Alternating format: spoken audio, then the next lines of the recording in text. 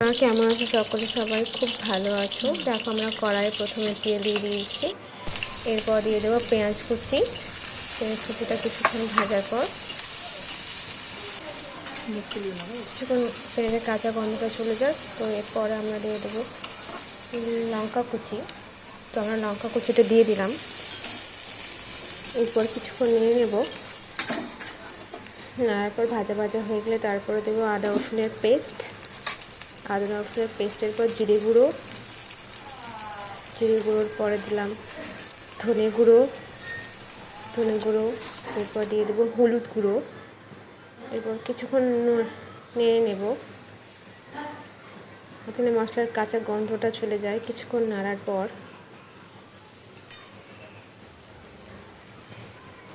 তারপর দিয়ে দেবো লঙ্কা গুঁড়ো।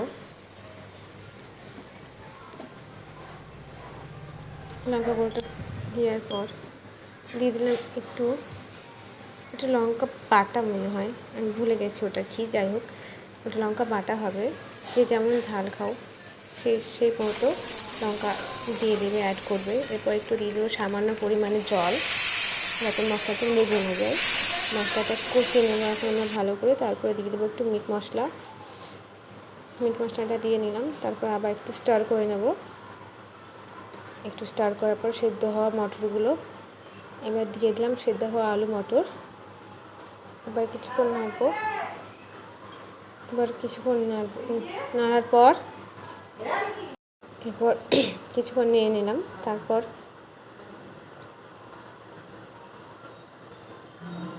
দেখো আমাদের একটু এবার ফুটবে। এরপর এর মধ্যে দিয়ে দিলাম স্বাদ মতো লবণের পর এটাকে একটু ফুটিয়ে নিতে হবে। ফুটিয়ে নেওয়ার পর এর মধ্যে দিয়ে দিতে হবে একটু গরম মশলা এবং টকবক করে ফুটলেই আমাদের রেডি গরম গরম ঘুগনি।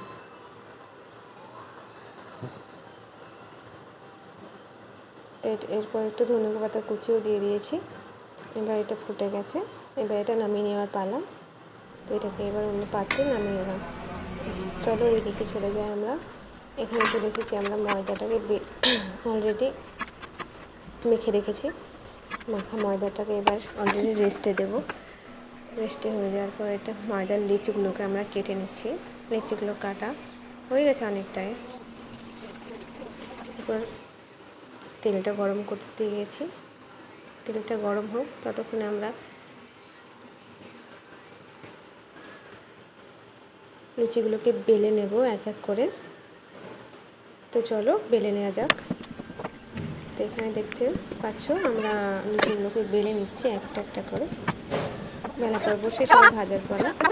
তো ভালো লাগলে লাইক, শেয়ার, সাবস্ক্রাইব করে দিও।